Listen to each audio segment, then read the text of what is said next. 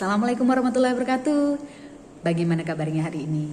Ibu harap kalian dan keluarga dalam keadaan sehat. Meskipun di masa pandemi seperti saat ini, kalian harus tetap beraktivitas, tapi jangan lupa tetap terapkan protokol kesehatan ya. Jaga diri kalian, jaga keluarga, jangan sampai ada yang sakit, sehingga apapun yang kita kerjakan hari ini bisa memberikan manfaat untuk kita semua.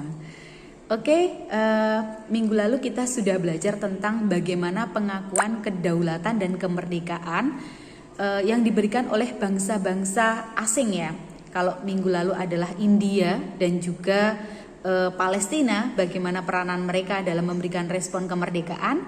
Hari ini kita akan membahas tentang bagaimana peranan dan respon dari bangsa-bangsa Mesir, Australia, dan juga Vatikan dalam memberikan respon kemerdekaan RI, dukungan terhadap kemerdekaan RI.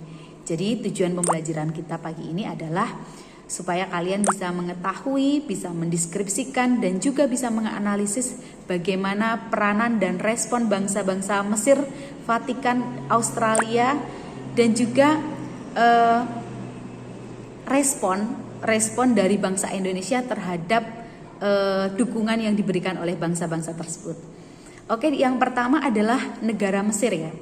Jadi dukungan Mesir terhadap Indonesia ketika pada waktu itu Mesir dipimpin oleh Muhammad Abdul Mu'in selaku konsultan jenderal dari Mesir itu datang ke Yogyakarta menyampaikan pesan dari Liga Arab yang akan mendukung kemerdekaan RI. Nah,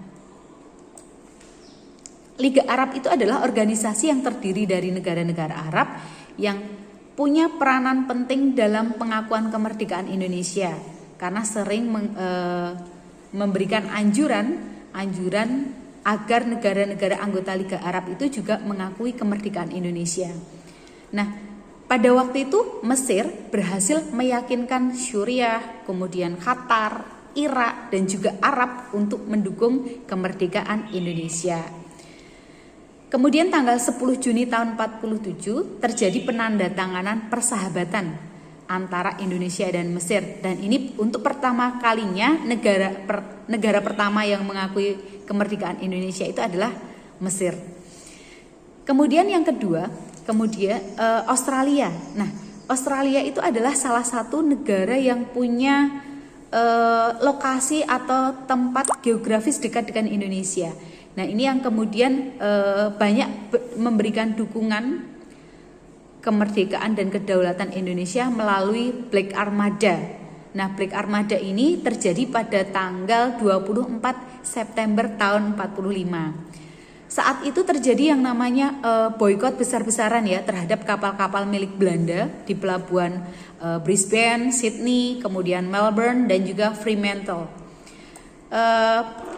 Peristiwa Black Armada ini kemudian memberikan dampak yang begitu besar bagi armadanya milik Belanda yang berlabuh di Australia sehingga tidak bisa menjalankan perjalanan sampai ke Indonesia. Nah, tindakan yang dilakukan ini oleh pekerja dari yang ada di pelabuhan Sydney juga menggelar aksi unjuk rasa ya. Jadi peranan Australia pada waktu itu memberikan fasilitas kembalinya 1.400 tawanan perang Belanda asal Indonesia untuk kembali ke tanah air. Kemudian duduk dalam komite PBB untuk mendesak agar kemerdekaan Indonesia itu segera diakui. Dan pada waktu itu Australia juga menjadi wakil Indonesia dalam KTN ya, sebagai mediator untuk pengakuan kedaulatan. Nah, bagaimana dengan peranan negara Vatikan? Jadi, peran Vatikan dalam memberikan respon kemerdekaan pada waktu itu adalah Vatikan secara resmi pada waktu itu memberikan pengakuan kedaulatan pada tanggal 6 Juli tahun 1947. Nah, pengakuan ini kemudian ditandatangani dengan pembentukan Apostolic Delegates atau kedutaan besar Vatikan di Indonesia. Nah, ketika pada pertengahan tahun 47 Paus Pius ke-12 di Vatikan memerintahkan George Marie Joseph untuk menjadi duta besar Vatikan di Indonesia ya.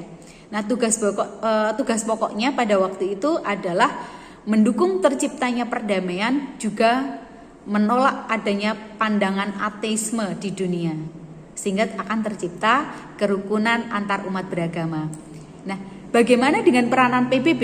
Ini bisa kalian buka di e-learning dan bisa kalian baca soalnya bagaimana peranan PBB dalam memberikan respon dan dukungan kemerdekaan terhadap Indonesia. Terima kasih, cukup sekian dari Ibu. Wassalamualaikum warahmatullahi wabarakatuh.